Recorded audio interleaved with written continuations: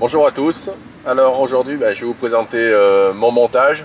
C'est le montage que j'utilise le plus, presque systématiquement. Les particularités sont un bas de ligne très long, avec un plomb très lourd, associé à une èche allégée de densité neutre, qui va couler uniquement par le poids de l'hameçon.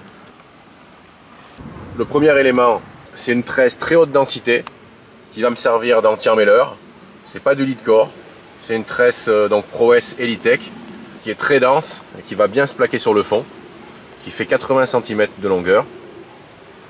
Donc ensuite le clip plomb assez classique avec un plomb, donc là c'est un plomb type poire qui fait environ 150 grammes.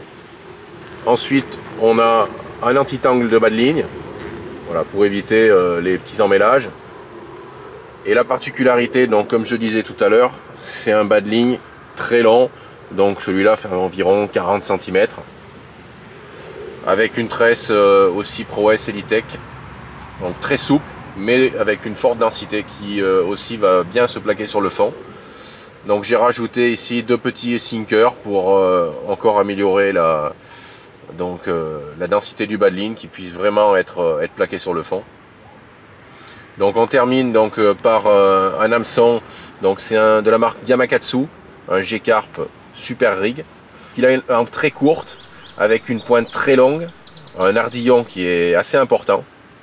Donc c'est vraiment l'hameçon que j'affectionne le plus. Donc la bouillette, c'est une bouillette vraiment très, elle est flottante, mais avec le poids de l'hameçon, elle va couler tout doucement.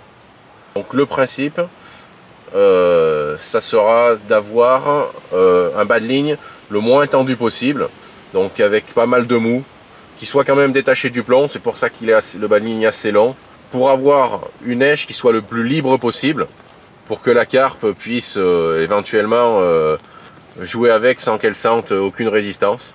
Le fait que la bouillette soit allégée fait qu'au moindre mouvement d'eau, elle va rentrer profond dans la bouche de la carpe si la carpe aspire. C'est pour cela que le bas de ligne est très long et qu'il n'est pas tendu aussi au fond de l'eau.